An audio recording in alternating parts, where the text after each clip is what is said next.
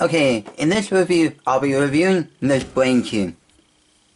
Now, when you first buy it, either from Marvel's Brain Store, physical store, or if you order it from the website, you'll be receiving it in this jar. Exactly like this way, where it looks like the brain is suspended inside the jar. When you open it, there should be a solution pamphlet thing, and you have this. When you take it out, you get this, which you have to unclamp this. Mine's sort of broken. If you can see, that thingy is sort of broken there, but it doesn't matter that much. You have to unpeg this top one and unpeg this bottom one. But when you take it out, you may be thinking it's stuck. But really, it's not. You have to wiggle it out to take it out.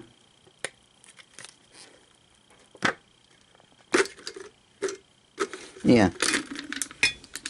The jar that it comes in is this jar, which is a real glass jar. So, you have to be careful about it. It's not plastic or cardboard like a lot of the other Rubik's Cube puzzles that I have that came in. And on the back, it has a description of the puzzle cube and blah blah blah, and about the designer and all that. So, it's produced by Marvel's Brain Store, and you can buy it on the website or the store, and the inventor designer is Jason Freeney, and he's one of my favorite artists at the moment.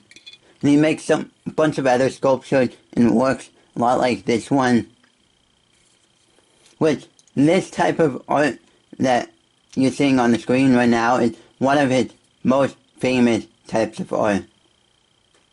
He not just takes figurines like that one that you see in the picture, but takes a bunch of other figurines like Barbies, gummy bears, and a bunch of other feature other toys that he thinks would have a really good atomical structure that would make him. It's like he finds toys that he thinks he can do good at making an atomical structure like the one in the picture. But overall, stop talking about that and now getting on to the cube. Now the cube itself, it's a normal 3x3 cube, like so. But instead of having colors like a standard traditional cube would, like this one, it's all pink, but if you can see around this, there are lines, which are actually full of the brain and stuff like that. And this cube is made of craton. Well, the outside of it is made of craton, which is some sort of rubbery material, which makes it feel squishy, but then again, sort of disgustingly rubbery, like a real brain. Turning wide out of the box when I got it, it felt like an original Rubik's brand version 1. And it was stiff and didn't turn well. So I ended up leaving it and doing some breaking it in, and now it's a lot better. But not the best. It still locks up some, which it has some bad lockups. Corner cutting on this thing is for some size it's like okay, and some sizes it's like not that good, because one, you don't really need, it doesn't really need to be a really good speed cube corner cutting wise, but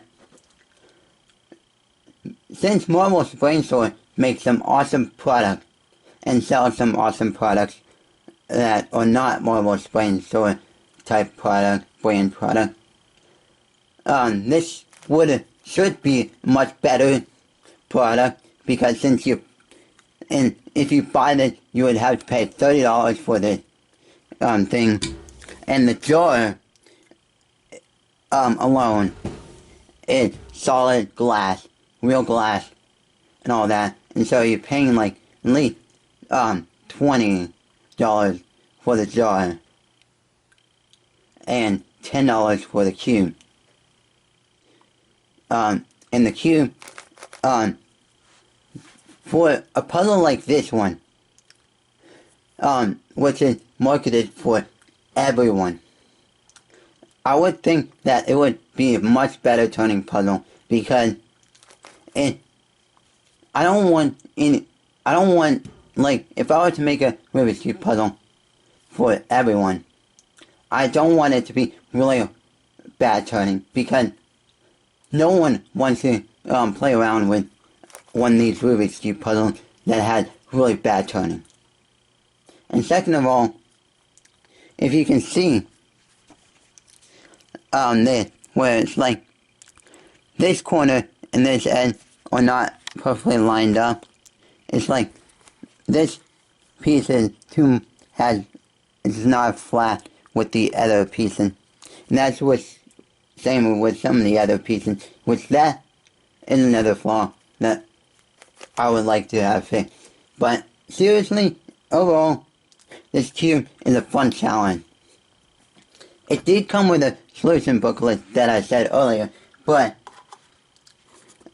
it's this thingy, which it came flat, but I folded it up into a cube and taped it up, so now that it's three-dimensional, so that I can actually have full understanding of this solution guide booklet of how it represents and translates onto the real actual cube. And surprisingly enough, this thing is the same size as this.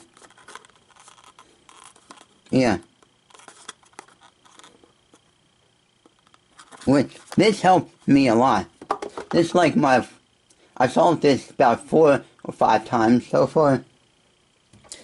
Comparing it to a standard regular 3x3, it's a tiny bit bigger, but not much. The mechanism of this, the standard mechanism. And the funny thing about this particular cube is that it's all pink. The outside, inside, core, and everything is all pink. Yeah. And on some of the edges, there are some of the Kraton material rubbering things in those holes. Let me see if I can find one with it. Yes, like this one. Yeah. I went and removed some of those from some of the other edges, but I haven't gone through all 12 edges to check them all. But anyway, this puzzle is really fun. If you want a challenge puzzle, then go buy this. It's $30, and it's a really challenging puzzle. It's like as challenging as like one of these Sudoku cubes, because basically with these Sudoku cubes it's almost similar to this, because the brain cube, because of for Sudoku cube you have to have 1 through 9 on all the sides, and they all have to be oriented correctly, and all this other stuff, and it's just really challenging and stuff like that. But this is a really challenging puzzle. Much more challenging than the normal 6-card cube.